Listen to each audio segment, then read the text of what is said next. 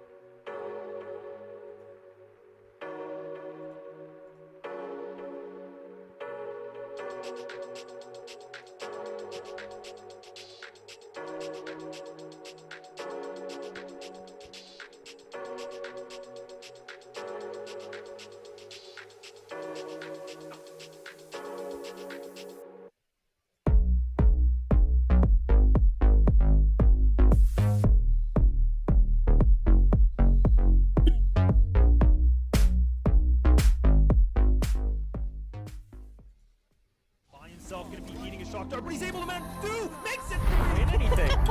Sam, defend your team, because they haven't won. Big opportunity for Saints Rose. Oh, my God. Strap yourselves in, it's another 1 hour episode. Oh, yeah. Spike defused.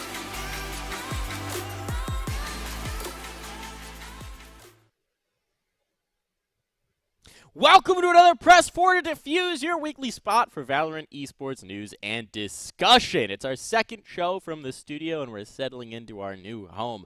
I'm Darth Mike, joined by the usual suspects here. We got Ryan and Sam. How you doing today, Sam? Doing pretty good. So excited for this coming week. I can't believe we've finally gotten here. Like, all of my neurons are firing at full. I cannot wait to get into it. We've got a lot to dive into. Masters just around the corner. Ryan, and how are you feeling this fine week? Doing good, thank you. Thank you for having me. Oh, get out. It's a quiet period. It's a quiet, well, there's a lot happening still, but it's a quiet period in comparison to tournaments and stuff. So it's about to get mental next week. It really is. And speaking of getting mental, next week, we're just going to give a little bit of admin. We are not going to be doing a show next week. It would overlap with the Masters broadcast, so we're just going to go ahead and skip it and bring you all of our hot takes, all of our reactions the following week, so be sure to tune in then. But we got a lot of news to talk about before we get to that point, so let's go ahead, let's dive into the topics, and let's get into this week's news. We're going. Did I make it? I made it. All right. Nice So little bunny first bit of hop there. news, something that we're going to talk about here just very briefly. Sinatra's been suspended for 6 months by Riot for failing to cooperate with their investigation into allegations of sexual assault against him. His suspension, as it stands right now, will end September 10th, 2021, but it is important to note that this is not a suspension that has anything to do with the actual results of the investigation. That investigation has been turned over to law enforcement at this point, so Riot's going to wait until law enforcement has their findings, whatever they conclude, before issuing their own suspension or their own findings on the matter. This is purely because he failed to cooperate, made false statements, and misrepresented facts in Riot's own investigation into the matter. So he's out until, at the very least, September. This does give clarity, at least on the initial period of suspension, and we'll find out more about that, I suppose, when the time comes in September, whether that's going to continue or not. But for our money, we're going to move on to the next topic. We're going to talk about some roster moves, some changes, some things happening around the world in the scene. And the first big thing is Glow is retiring. The veteran TAC FPS player, captain of the Vision Striker squad, is stepping back from competition. In his own statement, he talked about feeling like he'd reached his ceiling as a player in the last Challengers cycles. And now he's taking a step back to allow new talent to come in. How do we feel about this move here, Ryan? Yeah, I think Glow is one of my favorite players to watch on this roster overall. Like, he was the oldest. He typically played the Omen because he was IGL in. Had really good timings and stuff, but I do think that certainly over stage two, he was one of the players that didn't perform very well for Vision Strikers. And considering they're not going to this big event, which would be a great way for Glow to end his professional playing career, at least, would be going to Iceland and doing relatively well. Unfortunately, it's not that Vision Strikers want to remain competitive. And I think, honestly, he was the first player to go because he wasn't playing as well. I don't think he adapted to the Astra nearly as quick enough. So kind of expected. And I imagine he's going to stay with Vision Strikers, but doing other stuff. Sam, how do you feel about this? Yeah, just to kind of echo that last sentiment a little bit. Obviously, that statement mentions a lot of things like not everything kind of ends with as a player, as a player, as a player. And it kind of makes you think maybe he's going to move into a different role because maybe the reflexes aren't there anymore. I think in patch notes you mentioned he was like 33 now. So it might be, retirement age for a professional gamer, but the brain still works, it's still active. You still understand how the game works, how compositions work, how to be tactical in these games. So I would not be surprised to see him coming back in a different capacity entirely, possibly as a coach. I mean, for a player who's been involved for over 13 years, it would be surprising to see him step away from esports altogether, but we'll have to see what the next step is for Glow. Either way, I think it is a bit sad. I mean, we talked about it already, that this Vision Strikers team that was the world beater in Korea for so long, that people were so excited to see against international competition, didn't get that shot in Masters Reykjavik, and I think it's sad that Glow didn't get to end his career on that note. But at the same time, there comes a time where you realize your heart's just not in it anymore. Maybe it's the reflexes of aging out. I'm still on the camp that says we haven't really seen how far you can push it in terms of age, but it's more just priority shift. You don't want to spend 10 hours a day grinding to be on that top level kind of thing. Your life changes, and so maybe it's time to move on. So Glow will be out. We're going to move on into our next topic here, which is that Dim Sum Boy is out of the Kooky Koalas. This is their team update. It's not because of any in-game notice. It's not because of anything to do with that. It is purely because of a situation outside of the game. The Kooky Koalas have apparently been signed to an org. We don't know who that is yet. I don't know if either of you have the leaks on that. It would be nice to know. But Dim Sum Boy will not be coming along for the ride. And he was a critical piece of this team. He was a critical piece of this DHBK, Dehunka Bonkulo's team that captured the hearts and minds of many. And now he's not coming to the next step. How do we feel about it, Sam? So what I heard around the water cooler, which is basically a Discord server where all the talent chat, it sounds like it was potentially visa issues, which is interesting because from what I could gather, he's Canadian.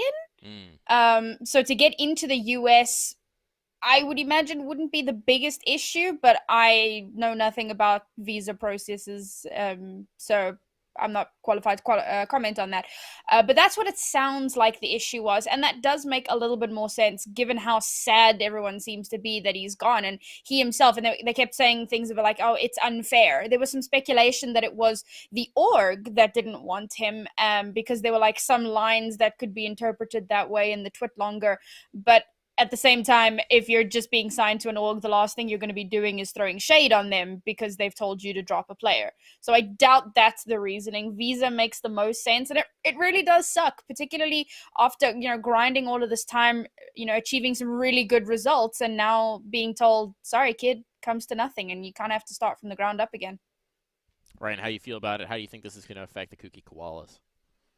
I mean, it's a big move. The rumor is that they're getting signed to Dark Zero, which has been a rumor for quite some time. I think it was Halo that broke that one. But yeah, like they've been playing a little bit with Cola recently, who's now trialing with another team after sort of being on Beast Coast. I think he was trialing with Ghost, was it before? And now he's sort of playing with the Kooky Koalas guys. I think that's a big pickup. I think Cola is a great player that just needs to find some stable ground underneath his feet. So I think Kooky Koalas will do fine without Dim Sum Boy. He was integral to the team doing well, but I think you can upgrade that a little bit with a player like Cola and see what happens. But it's not a good first step with this team coming with this org and then instantly running into problems that cause a player to leave the team. Doesn't matter the logistics of it. That's never a good look. Certainly not ideal, but if they do get that org support behind them, if they bring in a player like Cola or one of the other free agents who's available, we could potentially see them regain, if you will. It does feel like the heat on the Kooky Koalas has sort of faded a little bit. They had that one Cinderella story run And then they've been battering around in tier 2, T3. They've taken some good series, but haven't really been in the headlines for a while. Moving on.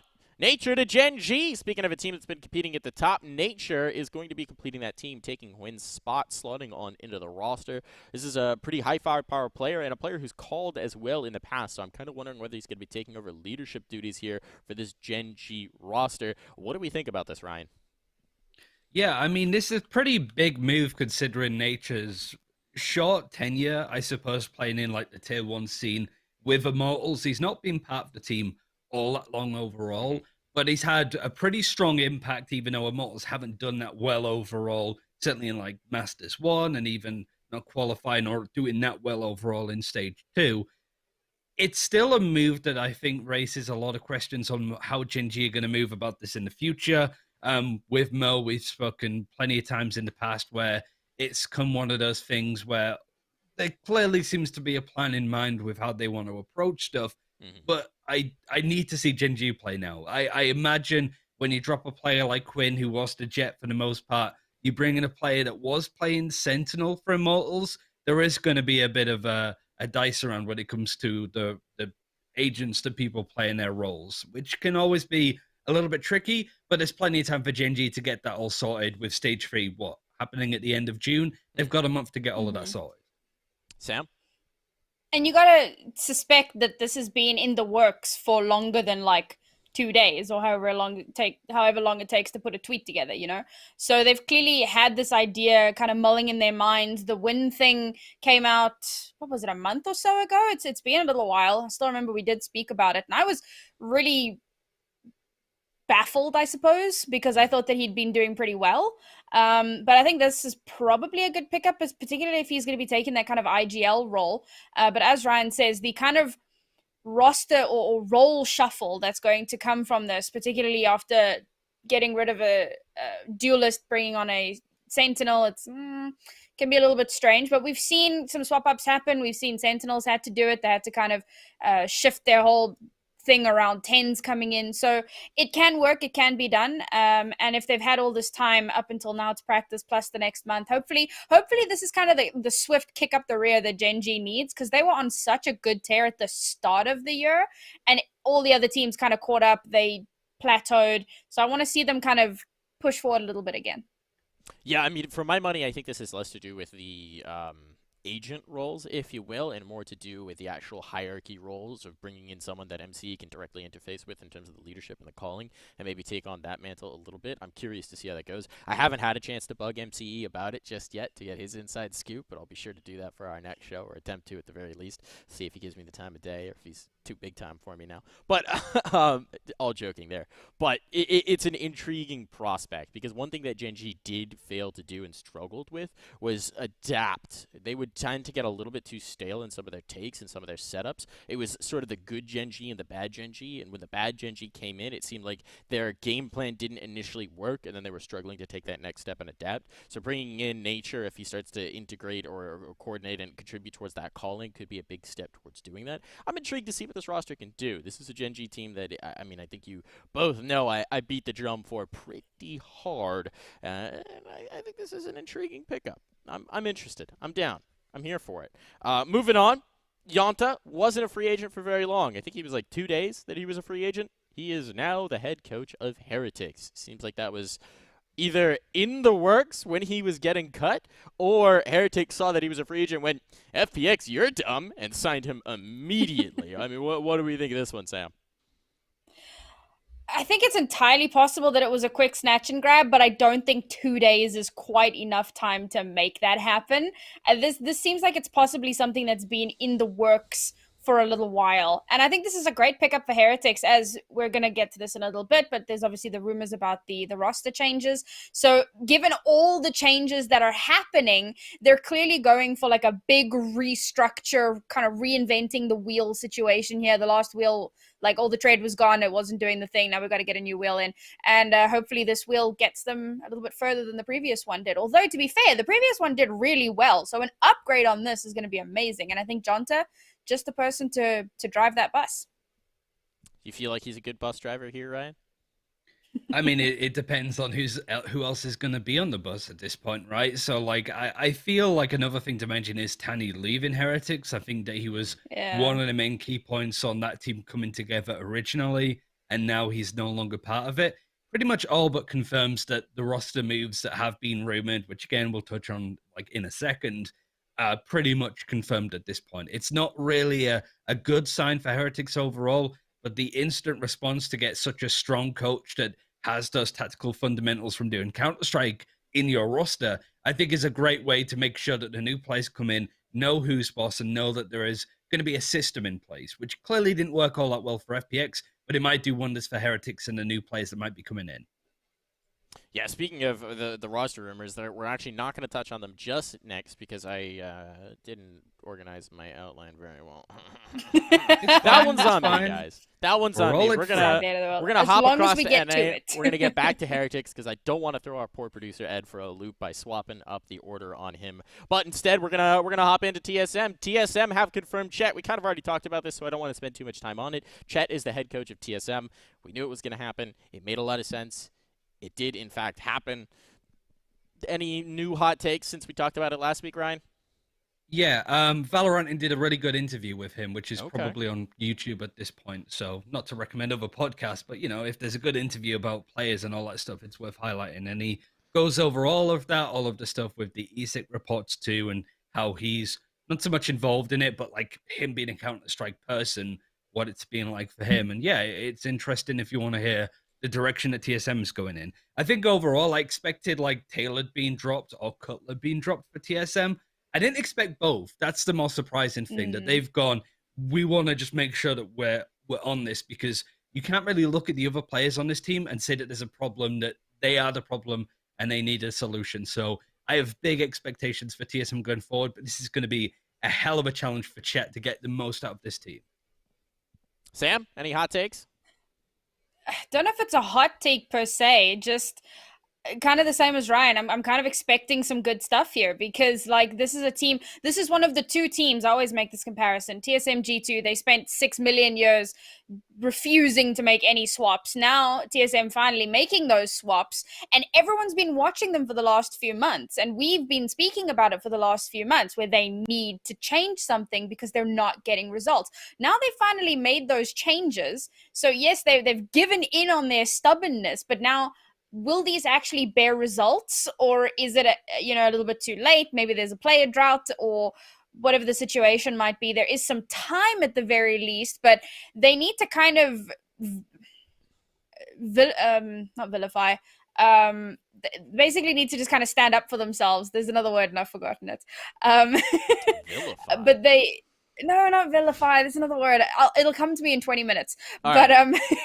they need to just prove that they haven't been completely incompetent for the last 6 months, and that these changes are going to make something happen. I'll build on that. And Vindicated. I'll give my hot take. Vindicated. There we go. I'm gonna give my hot take, which is that if they don't come out the gates in this next master cycle looking good, at least 2 more players are gonna be gone. That's my hot take right here. I think you blow the roster up at that point. I just don't. I think there's one of those things where there's only so much you could do with it at this point. I do think as well, like Chet, he could have done better with NRG if they didn't keep changing their players.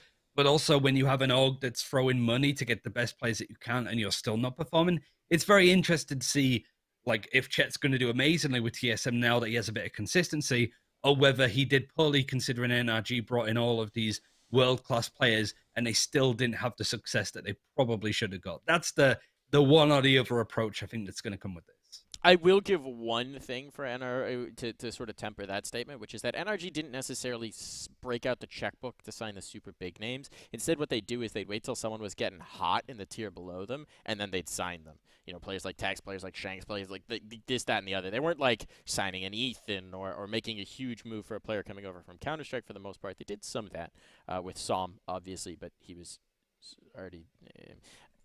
They did some of it at the beginning, but I will say some of the roster moves were just sort of like, well, this guy's doing well. Let's see what he does. This guy's. I mean, it's not so much the amount of money spent on one player. I think it was just it was more the fact that they did it so frequently, right? Yeah. They bargain bucketed their way to a strong team, and not because those players are bargain bucket, but just more that they just, like you said, bought the dip, I suppose, and went with these players. Yeah, absolutely. Moving on, another big NA news. This one has a lot to do with Iceland. This is a huge one coming through. Version 1 revealed that they're not going to be able to play with Whippy at the Reykjavik Major. Instead, they're going to be bringing Jammies in as a stand-in, and this is due to Whippy's visa status, which is something that I was curious about really since he was announced on this roster, because it was an issue for him in Counter-Strike as well, where he's in the U.S. on a student visa, can't really leave the U.S. I'm also not sure he's really supposed to be signed to a contract. I don't really know how that works. But Jammies will be competing with them in Iceland. This is interesting. I mean, it's obviously a huge problem for version 1 in the context of Reykjavik. We'll talk about that more when we get into the Masters itself. But I want to talk about the long-term implications of this, because they've said when we get back, Whippy will be back in the team. Well, if you make the next Masters event, is that going to be the exact same problem? Are you going to bring Jammies back in? Or are you just going to sign a 6th player? And if so, why are you sticking with Whippy? It's just kind of a weird situation. Wasn't it more COVID related? I thought it was like the COVID passport stuff. Am I wrong? Where is he actually from? I think you're wrong. I think so. The issue, the thing that they said is that he was unable to secure it because of COVID. He was unable to secure the meetings in time to get the visa he would need to go to Iceland. But part of that is that, to my knowledge, he's not a U.S. citizen. He's residing in the U.S. Pretty sure he's on a student visa. Like, what they said is that he wasn't. He's Russian. Oh, okay. What they said is that he wasn't able to get the meetings that he needed to get the visa in time. That was their statement. Which could that be being true, said, like, but it's as a South African living in Poland, I can go to the UK embassy in Poland and get a UK visa.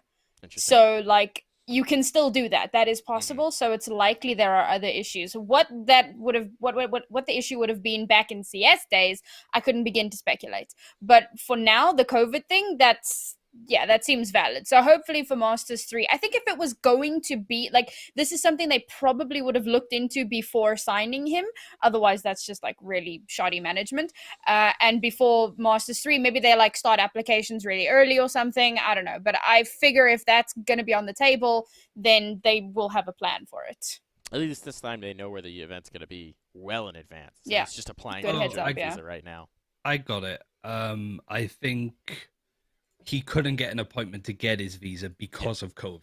Yeah. So it's kind of like all of those things sorted, which sucks. And maybe like you said, maybe by the time we get to Berlin, things are, fingers crossed, a little bit easier to get a visa because the world is a little less chaotic. So that's the hope, at least. Please, I want to watch Masters. I think that Jammies is a great player, and this is a great chance for him to go into a tournament, have fun with it, which sounds kind of dumb, but a lot of players are going to be kind of very nervous going into this and not really take the full appreciation of what they're doing, and just make himself look good. So when he comes back, he might have a couple of offers, because he's been a day one Viper player for the longest time. I've spoken to him with like hit scan stuff, talking about Viper and stuff way back when she was trash. Now she's very good. He might have some pretty cool stuff to show. But I do think that overall version 1 is still going to look worse just because it's a new player. They don't have that chemistry built, and Whippy was honestly great too. So it's going to be interesting to see how version 1 do, but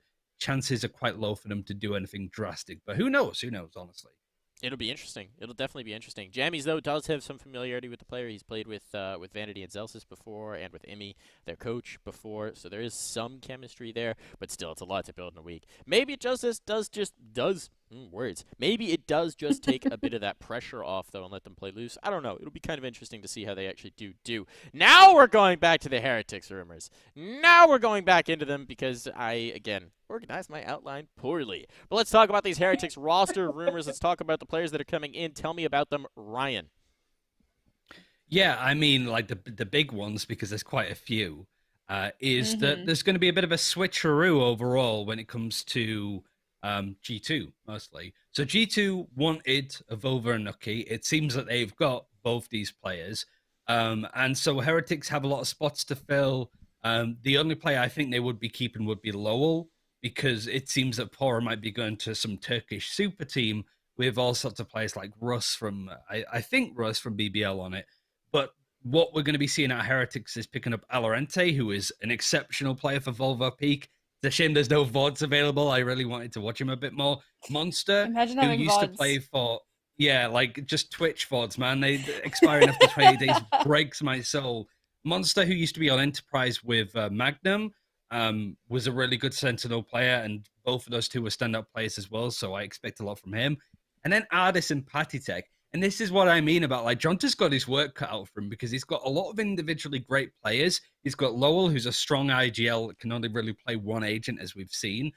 He has to really bring this team together, especially players like Ardis and Patitek, who throughout the longest time for G2 didn't have the strongest infrastructure with a coach that might be a bit more authoritarian with his approach. I don't know what the G2 coach is going to be like Neil, whether he's a bit more laid back, but this is something that Ardis and Patitek were probably not wanting or expecting, but it's still a big org. This could be a hell of a great team, but they really need to build it from the ground up. It would be a hell of a move, though. Oh, you said Neil. It's not Neil M, is it? No, it's Neil Zeno. Neil Zeno. Oh, Yeah. I got excited for a second. All right. Sam, thoughts? Just excitement more than anything else. We kind of needed to see some roster swap ups. Now we know that a few of the higher tier teams have started making those swap ups, particularly all of the ones that didn't get to make it to Masters. It seems like EU though has taken like the biggest melting pot of roster shuffles. Like they're making a couple shuffles here and there, one player here, one player there. G2 and Heretics are like, nah. Alphabet soup of players right now. And they're doing a complete shuffle. And I'm excited to see what is going to result from it, because we haven't seen such big swaps in quite some time. And particularly for a team like G2, where this has been so needed. And of course, they poached the players from Heretics. So this is where Heretics kind of have to step up and say, well, it doesn't matter that you've poached those players. Now we have new players and we're going to be just as good and we're still going to beat you. So I'm more excited for the kind of competitive rivalry that's going to be coming through from this than anything else. Should be a lot of fun. We'll have to see how it plays out. We'll have to see when these moves actually are made official and if they're, as they say in the tweet. We're watching Halo. We're adding it to the tally of your track record here. All right, but moving on. We got more news. Speaking of new players, speaking of new signings, we got a new team. Gen.G have officially signed Gen.G Bumble, Wow. Team Bumble. I mean, they kind of already were playing. It was Gen.G content creators playing under it, but now they're official. Now they're on the roster. There's a new women's team in the NA scene. How we feel about that, Sam? Could not be more happy. Honestly, like some of these ladies are so good, and just in time for the next game changes, which is starting like next month. So there's still a little bit of time to practice, because this was one of those teams who in the previous game changes had a lot of potential, but didn't manage to kind of clinch it into that playoff spot, into that like top 5 or whatever. But there was a lot of potential there. There was a lot that I wanted to see more from these ladies. So really looking forward to seeing what changes they will have made from then, how much they will have improved, and what we're going to see. Because particularly when you look at teams like C9, who have just lost one of their players, then you look at like CLG, who have just brought in a new player. There's been a couple of changes there in the women's scene as well. So there's a lot to prove, I guess, particularly for these ladies, because I remember, and I was part of this controversy and I felt really, really bad about it. I was trying to make a point about how they're content creators and people shouldn't, take them lightly just because they're content creators, and they got a bit, it came across as me saying, well, you're not, you're just, it was like, you're just content creators. Sam talking but I think shit on the timeline. I would never. So I'm really excited, and this is just an opportunity for them to make me eat my words, I guess, and everybody else who doubted them, because honestly, they're phenomenal. So I'm looking forward to seeing what they're going to do in the coming game changes. I think you got to stand by your words. Just go full heel on them. I do love the fact that they're integrated with Bumble, that it's like a specific brand tie-in and such a clever way to do it as well. I mean, this has been happening more and more in esports and different teams with specific brand sponsors and that kind of thing, but it's a clever move for Gen.G. Ryan, you got any thoughts about that one before we move on to our next topic? Yeah, I remember casting our for the first series one of it's all of the names I need to keep track of now. And yeah, I was dead impressed with how quickly they adapted to stuff like Astra as well. This was very early on. Now Astra's kind of mainstay, but at that point, teams were still kind of like flirting with the idea of using her. It seems that overall, like it's really starting to build up to something really cool. And like Sam said, like I'm excited to see more tournaments. And so far, the community and everybody that's been watching has been super supportive, and it's really nice to see it continue to grow and seeing the big orgs lead the line with picking up big teams like this, because I think they're going to surprise a lot of people, and I'm curious to see who's going to come on top now that Cloud9 will look a little bit weaker with their roster overall. You got CLG Red that's looking stronger. Now Gen G have entered the fray. Like, it's exciting. And also TSM, as you're about to go over. Hey. Segway alert! There we go. All right, TSM pick up God. Leia Panda as their new 5th. We've got a new player coming on. The only thing I really hate about this announcement is that TSM's 2 teams are both just called TSM. TSM. Come on, guys. Give us something here to delineate them, because Leia Panda will not be playing alongside Wardell. Instead, she'll be playing with the women's team as their new 5th, which is very exciting. They've now got a complete roster. They were sort of going through, they had stand-ins, they were trialing. That was where Lunar Cats was dropped immediately after being signed, and they were figuring out this, they're figuring out that. Now they've got a complete roster. How do we feel about this pickup, Ryan? I mean, I haven't watched that much of Leia overall. I would say that, like, TSM as an org, just to get people up to speed, is actually competing quite high up. Like, you probably still have Cloud9 as the number 1 team. CLG behind that, Sam, would you say? And then probably TSM amongst that. So, like, they're like one of the top 3 teams in the region. But like I said, with Cloud9 changing up their roster since all of that stuff that happened, and with this move, I think, like, correct me if I'm wrong, Sam, Leia was playing with them after all of the stuff with their original 5th and was part of the teams that played in the first Game Changer events, right? Yeah, she was kind of one of those stand-ins for a little while there. And as you said, they went through that like crazy trialing process, trying to find different people. Arianicist stood in for them shortly after the Luna Cats thing happened, and that didn't pan out, unfortunately. Although, bit of a segue in itself. We've mentioned this before, but obviously Arianicist and Luna Cats are busy forming their own team as well. So again, more women making teams in the scene. It's fantastic. I can't wait. I think that she's going to be a good addition to this team, particularly because they've needed a stable 5th. So if for no other reason, then now they actually have a solid 5-player lineup and they can move ahead with whatever their plan is going to be. That's definitely a big improvement from only having 4 players. But the true test, of course, is going to be this coming Game Changers qualifier. So we'll see if we can test her mettle a little bit there and she can show us what she's got. I think this is also just these 2 announcements that we have, another continued reflection of how successful Game Changers has been from Riot, because we went from having 1 signed women's team, 2 signed women's team with Dignitas in the scene, to having 5 or 6, like, just, you know, in the span of 3 months. It's fantastic to see the investment, fantastic to see the continued growth, and it's really going to lead to increased competition, which is awesome. We love it. Now, one more move that dropped right before we went live, so it comes in at the end of this outline, but is not the least important by any measure. JC Stani is on Andbox now. JC Stani to Andbox. Boy was dropped to bring him on in, but JC Stani now in this roster. This is all kinds of exciting here, Ryan. What do you make of it? Yeah, I mean, I was expecting JC Stani to go to XSET. So currently right now, we have 3 teams that have dropped their controller player. First was We Did, being dropped from XSET, which I'd say out of the 3 teams, We Did's probably the bigger one. Then we have JC Stani being dropped from Immortals, or leaving Immortals to find pastures new, and then Andbox dropping Boy. So right now, it's currently looking that we have a bit of a switcheroo perhaps between the 3 teams, but I thought JC Stani was going to go to XSET, considering XSET seem to have a lot more going for them, and JC Stani is genuinely a great player. This is a good fit, though. Andbox do have an IGL already with Vice, so JC Stani can sort of play the controller role. Going off the trailer, it seems that he's going to still be playing the Astra and stuff, but maybe can secondary IGL and frag out a little bit more. I think this is a really good move for Andbox, but I don't know if it's a good move for JC Stani, because I think that he could have been a part of some of the bigger teams in the region. But it's nice to see Andbox, after losing players like Android, come back and still bring in, you know, powerhouse players and still look competitive against the tier 1 teams. Like, that's super cool. I'm happy with that. Sam, what do you think?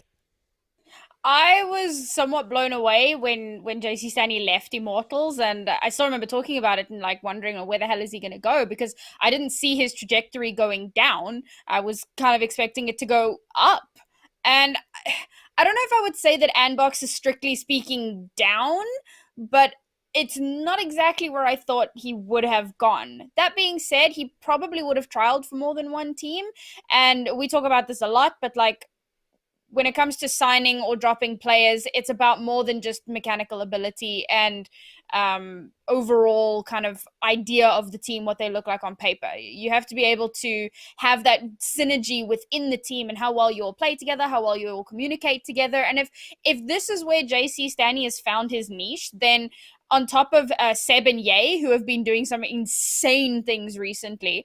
I've actually got some pretty high hopes for this Sandbox team. They've kind of let us down a little bit over the last few months, but given the changes and how strong some of their other players are, I think this addition is going to do wonders for them. Now, I'm going to hit I have a question for both of you. Go ahead. Hit me with it. I was just going to say, can you see we did go into Immortals or Boy going to Exet?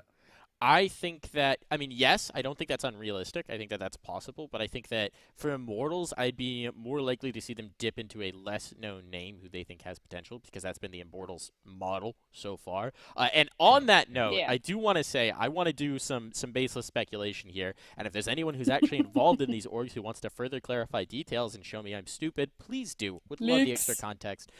But I think what you have to look at here is not necessarily the competitiveness of each team, but the deepness of each org's pockets. Andbox has the best funding, to my knowledge, of those three teams, right? Immortals have the funding, but have made a habit of farming up players and then moving them on with buyouts and that kind of thing, as opposed to making big swings on contracts. And I suspect that's a big part of why JC Sani chose to test free agency, is that they just weren't offering him enough for his liking on the on their extension contract, and so he decided to explore other options. Then you look at Exet. Exet is not the most established of orgs. Meanwhile, Andbox has serious investment, serious money behind them. I suspect they could offer him the richest contract and sway his attention that way. And they're still competitive enough. They're still an interesting enough team. They're still a team that's pushing for the top, where he can look at that and go, all right, I can build my legacy here, and I can probably get a very nice monthly salary, which I will never fault a player for seeking. So I suspect that that's a lot to do with the decision. That is my general thinking. Again, no inside information here, so it's completely baseless speculation. Please, if anyone has better information or can correct me or tell me I'm stupid, feel free to do so. We love the Mike, extra I can tell you context you're stupid any day. Yeah, but you don't have any context, so you're dumb too. Ha-ha! All right, moving I on. don't need context. Now we're going to get into the meat of it. We're going to get into the meat of the action, the big stuff going on, the thing you all probably tuned in for. We're going to talk Masters Reykjavik. We're going to get Reykjavik. It's finally happened. Let's bring up the big bracket here. Let's look at what we've got. Let's look at how these 10 teams are going to be matched up.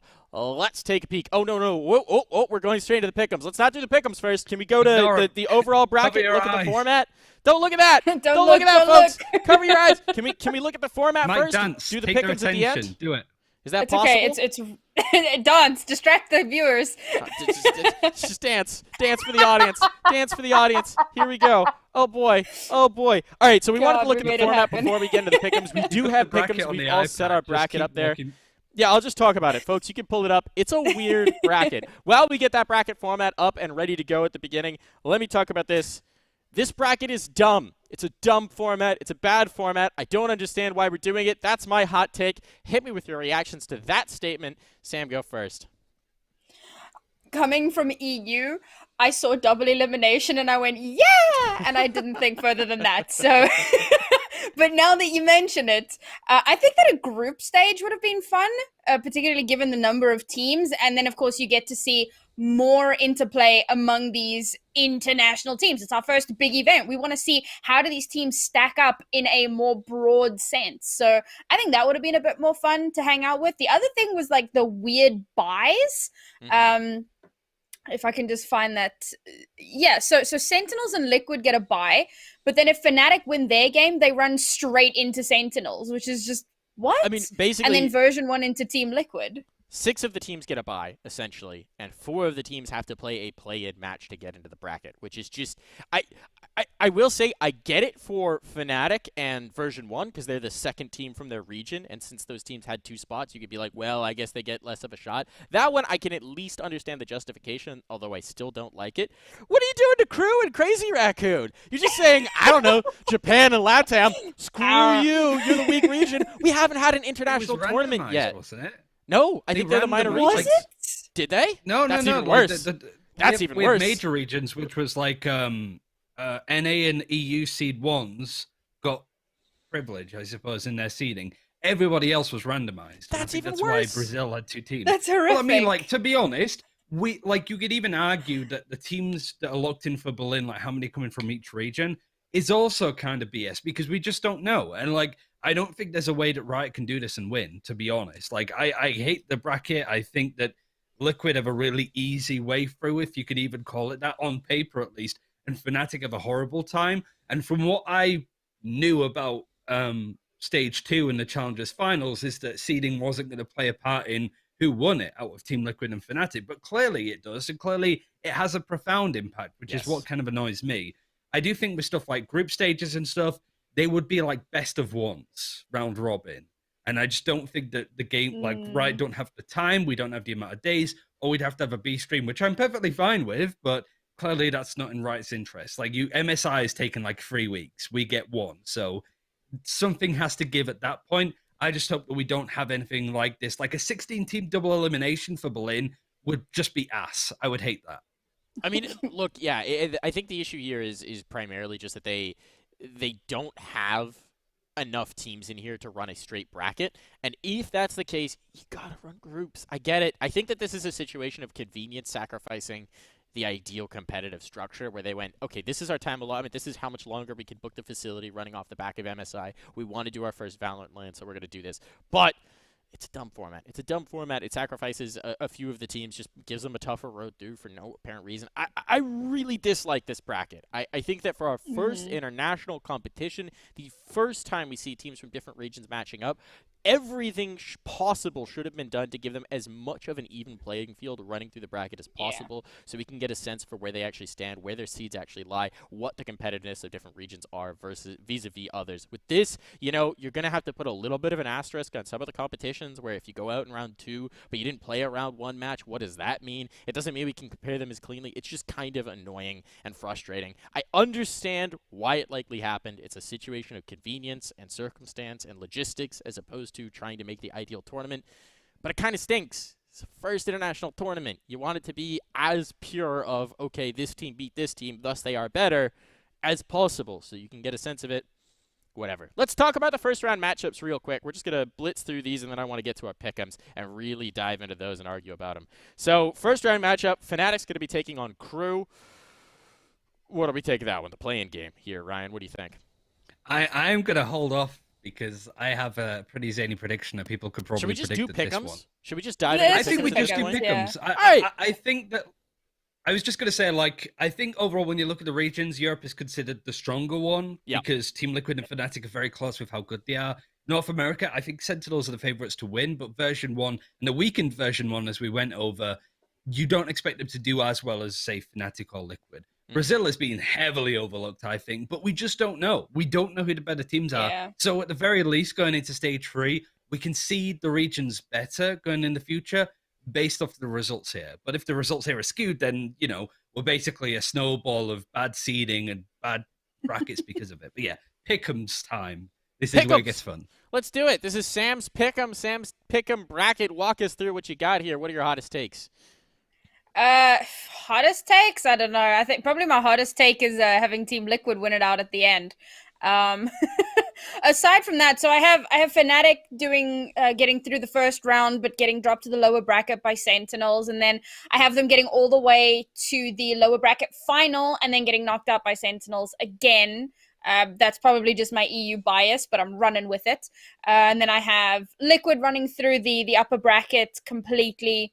And as I said, winning it out towards the end. The biggest question marks for me were, of course, the smaller regions. I know that X10 has been doing well. Newturn, I know that I think Uber had them winning out the entire thing. So that was kind of skewed my perception a little bit, I suppose. I don't know. Vikings, I just kind of like the name, but not enough to have them winning out over Fnatic. Yeah, I don't know. I know that, Mike, yours and my bracket looked fairly similar. Yeah. So I don't feel like I'm too far off the mark.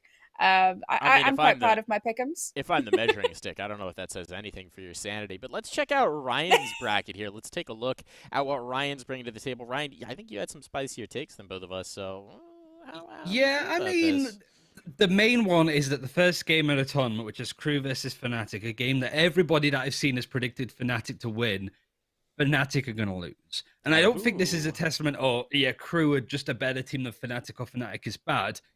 This is a really difficult game for either team to play. And I feel that Crew have experience playing on the LAN. The Challenger finals were on LAN in Mexico City for LATAM North and South to play against. Crew looked comfortable there. And Fnatic, even though they've got some great players, they're pretty inexperienced with playing on lands, and it's just going to be a really challenging game overall. I do think that LATAM teams, South American teams, are being looked down upon to an extent, but I do think that this is more like Fnatic kind of bottling it under such a huge game just in the history of Valorant to be the first ever international tournament. I think that's where it becomes problematic. But as you see in the losers bracket, I do think they go for a bit of a run running into Vikings, who look like certainly the team above any of the others in the LATAM region, getting third place. But I do think the Sentinels are so good at adapting. Even if they went down to the losers bracket because they lost against Vikings or Crew, they've shown time and time again how quickly they can come back and look stronger. And I just think that this is a team that have a lot of experience, a lot of firepower, and just because of that, should be favorites. And that's me as a European, not as a typical NA guy going, yeah, Sentinels are the best team because I've never watched any other region. I've watched all of the regions, and I think the Sentinels is just above and beyond what we typically see out of NA and other teams overall. That's my TED Talk. Thank you for watching.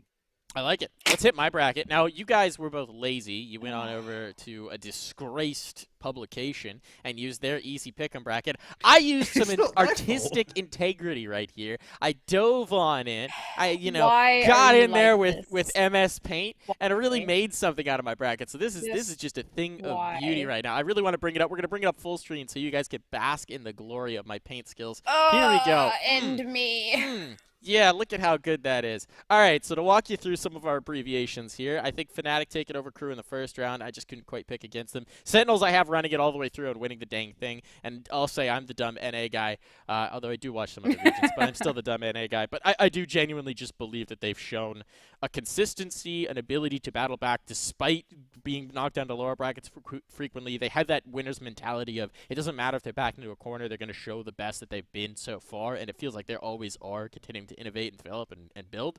So feeling good about the Sentinels pick. I had X10 winning that first round because I love me some Southeast Asia, and I actually have X10 making it a little bit deep in, but we'll see what they actually do. I have NUT is the abbreviation for Nuturin because that one made me giggle. So, hey, actual enjoy that, 5-year-old.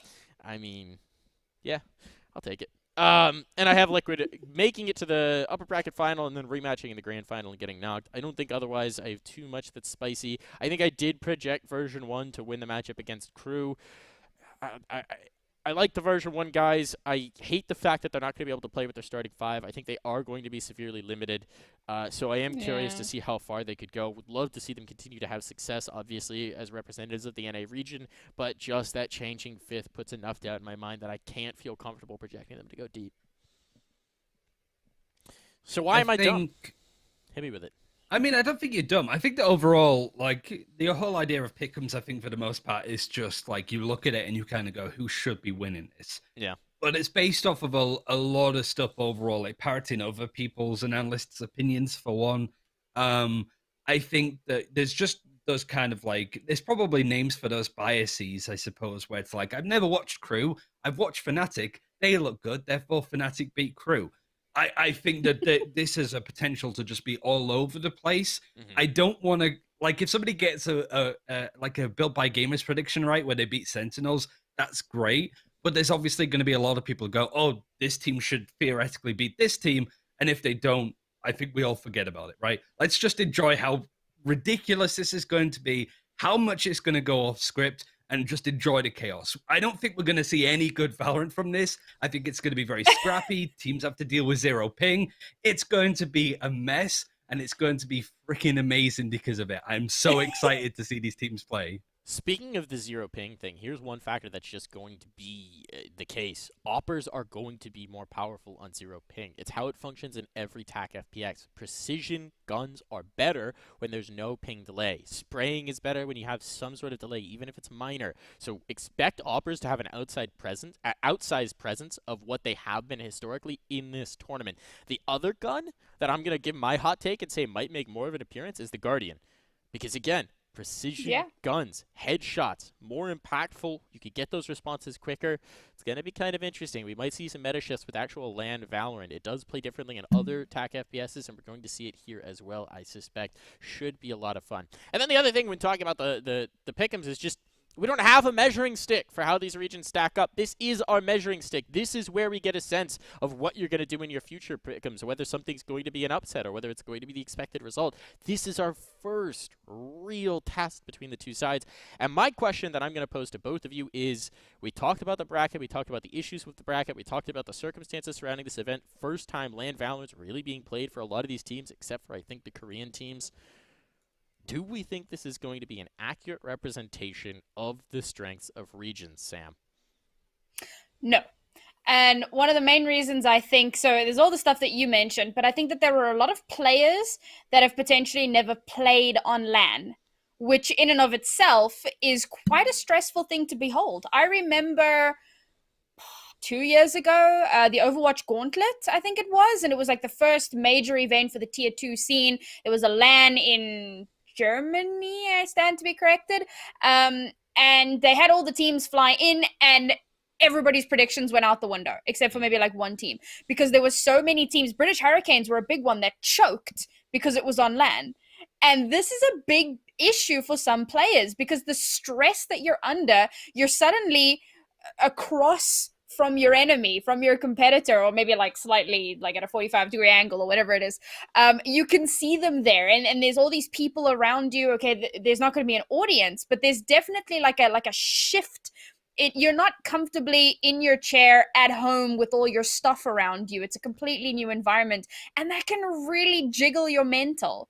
The other thing that I've seen a lot of coaches talking about is some of these kind of wide swings that tend to take advantage of ping are going to be less effective on zero ping. So teams that are doing that are like run and gunning with like the frenzy or whatever, stand to suffer a little bit. So I don't think that this is going to be an accurate representation of anything, but it's going to be fun.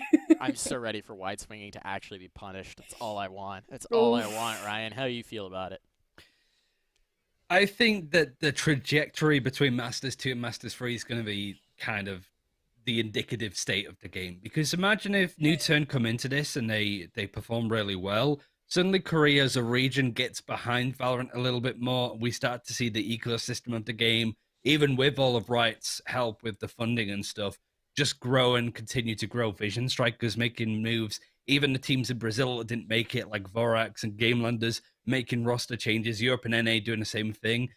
It's one of those things that who is going to perform well and get a lot more interest in their region? If Europe does well, maybe the viewership goes up. Maybe more teams start to do well and start to get ahead of the meta. I think that when you look at teams like 100 Thieves, perhaps, and how they're slow to adapt to the game, if they continue to fall off, then we're never really going to see the likes of Hiko and Steel again at the top level of Valorant, I think. So I do think that it's who takes it personally, who underperforms at Iceland and decides, no, we need to up our game and do really well. I think there's going to be just a lot of teams that kind of fade into existence because they're like, oh, we placed 5th or 6th in Iceland. That's good. And they don't continue to grow beyond that. So Berlin is going to be major, but it's the difference between now and then that's really going to show which of the regions that are actually going to stack up the best in Valorant, up until China comes along and, you know, just destroys everybody as they always do.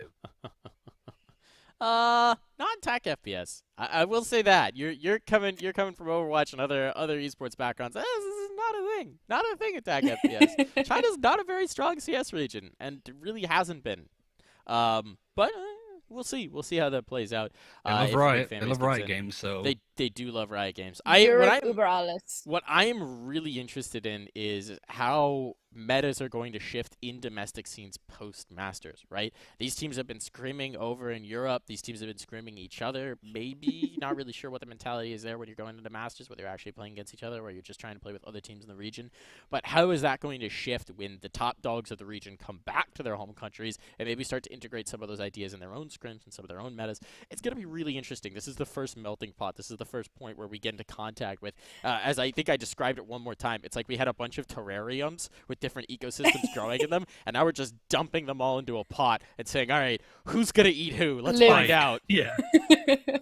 I love it. I am speaking about how they're all like scrimming each other and stuff. So I saw a really funny tweet from Dapper a little while ago where he said he experienced his very first Russian no mic insta-lock thing in EU, and just all of the EU players going, "Welcome, brother." That's what we call cultural exchange right there. Yeah, there you go. cultural EU is an exchange. experience. There's one other interesting dynamic as well with the teams where, like, you'll look at Japan and Southeast Asia as the weaker regions overall, just because. But they have teams that have been incredibly dominant within their region with X10 and Crazy Raccoons. So it's interesting to see the weaker teams bring dominant, like, just teams that have been on a run that can't be beaten. And then regions like Europe, that's a lot more competitive overall, having two teams that people probably didn't predict to end up there. Maybe if it was like FPX or G2, if they continued their run to make it, you would put them as firm favorites. But now you have this interest in, like, does being the number one team in the lesser region match up better than a team that's sort of amongst the pack in Europe that just happened to do well in a tournament? Like, that's going to be very interesting to watch. It really is. Big heat check, big strength check as well in that regard. We're just going to see how this all shakes out. Now, I will say we've got our predictions for who wins it. Ryan and I are saying Sentinels. Sam is saying Liquid. I have a proposal here. I think we put a pizza bet down. I think that if Ryan and I are right, Sam owes us a pizza, or each of us half of a pizza. And if Sam's right, we each buy her a pizza. And if none of us are right, we all contribute and buy producer Ed a pizza. That's what I'm putting down here. They didn't know I was doing this ahead of time. Sounds good. This is my proposal. You guys in? Yeah, I'm good. Ryan? Yeah, sure. Yeah, put him on the Question spot. mark. He doesn't get a need choice. To, we need Woo! we need to have some. I'm just thinking, like, that's such a simple one to do. I'm trying to think, like, what team is going to bottle it? Then we all have different predictions on who's going to, like, absolutely flump, because then we can pick different ones. I think Liquid. I think that, like, even Liquid getting Liquid's gonna second bomb place, out. I still think that, like, them not doing. I don't know. I just think that, like, come back to me. What do you guys think? All right, so 'Cause you I want genuinely don't so know. if I understand the parameters here, you don't want to predict who's going to win. You want to predict who's going to most disappoint. Yes. Would not win a game. Is that Not necessarily not win a game, but, like, but come to a tournament and just either just have, like, a terrible series with somebody, like, go there and just absolutely bottle it and stuff and not perform as well. Like, the biggest fall from grace, I suppose it would be. But that's subjective, so it's going to be tricky to go for a bet, because we're going to be able to debate who actually had that later on. This is an interesting theory here. I'm down to do this, but I think we should still pizza bet on our victory, because that was just straight clean. You could say it. All right, so we're locking in the pizza bet. Digital handshakes all around. Digital handshakes. There we go. All right, it's on. It's down. You heard it confirmed. Ed might be getting a free pizza. He's actually got the best odds of any of us, since we've only got 2 teams picked. But we'll see. We'll see how that one works out. In the meantime, all right, who's gonna bottle it the most? I do want to hear that prediction, though, Ryan. You said come back to you, so I'll put Sam on the spot. Sam, who's I gonna hate suck? you so much. Blame Ryan. It's not my fault this time. See, the thing that makes it difficult is that it needs to be a team that we consider able to bottle. And the 3 teams that I can think of would be Sentinels, Fnatic, and Liquid. Version 1, given that they're at a player disadvantage, they would kind of be the easy pick, so I don't really want to go there. If I have to think about what I was saying about LAN experience and just, like, crazy wide swings and stuff, I'm gonna go with Fnatic. See, the thing is, I don't think you can say version 1's even going to bottle it, because since they're not coming in with their 5, since they have a stand-in, even if they get their shit rocked, they could be like, It's well, fair enough, yeah. Exactly, yeah. we didn't have somebody. It happens. So, yeah, I think it does make it tough. I'll give my prediction here. I'll go spicy with it. I'm going to make myself no friends here. I'm going to pick an entire region. I think Brazil's going to bottle it. I think Brazil's going to get absolutely annihilated on LAN, and I think they're going to have a really rough time of it. And that's just my prediction that I'm putting out there. I think that I don't think that they're not talented as a region. I think that they are talented as a region, but historically, looking at TAC FPS and Brazilian domestic scene making the jump to international competition, there's always an adjustment period, because the play style that tends to foster within Brazil doesn't always translate, and doesn't always translate to LAN in the same way. So that's what I'm going to say. I'm going to say both Brazilian teams disappoint. Brazil has to take a long look and figure out how they want to shift and adapt the meta to actually be internationally competitive. That's my prediction. Both Brazilian teams bombing out. I'm going bold with it. All right, now I'm going back to Sam. You had enough time to think. You mean Ryan? I mean, Ryan, did you give yours? You kind of I said hemmed and Fnatic. hawed. What? All right, you said Fnatic. That's not a prediction. All right, we'll go with Fnatic. Now you're feeling good about it. Fnatic's gonna suck. You heard it from Sam. She's confirming it. Ryan, what do you think? God, Who's gonna nobody bomb? tell Yinsu. Who's gonna bomb? Send it to Yinsu. I Hopefully she's in think- chat right now. I can't see chat right now. Yeah, I'm sure she'd love it. Fnatic, I'd say Team Liquid. Not necessarily like I think that they're still trying to work themselves out. It's they've had a reputation of bottling games in the past, but I also like what adds to it is they have a pretty straightforward bracket overall. Like either beating Crazy Raccoons or version 1, then the winner of New Turn versus Sharks. I could see them sort of losing these games even though they have the clearest run. Like if you're looking at the favorites being like Fnatic, Sentinels, Vikings, who are all on one side of the bracket, Liquid have a pretty straightforward run in comparison to get to the upper bracket final.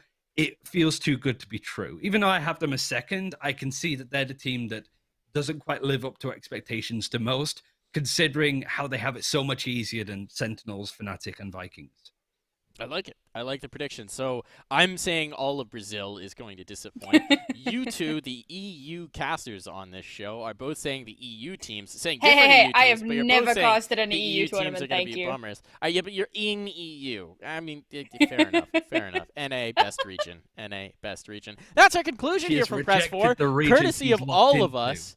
All of us say NA best region. And we're going to go ahead and wrap up our show here. Thank you so much for tuning into this episode of Press Forward to Defuse. We will not have a show next week because it would conflict with Masters. So we'll just be in chat watching Masters. Be sure to do that as well. It's the first international competition in Valorant. Whatever the results, whatever it is, whatever the bracket, it's going to be awesome. I can't wait to see it. There's a hugely talented group that's going to be bringing you the games. The games are going to be awesome themselves. Make sure you watch it. Be sure to tune in as much as possible because the next week we're going to be talking about it. So thank you so much for tuning in. Do follow this channel. Follow Nerd Street Gamers on Twitter as well. Be sure to tune in, not next week, but every other week at 1 p.m. Eastern Standard Time to find out your information about Valorant esports news and discussion. That's going to be it for us. We'll wrap it up here. Goodbye, everybody!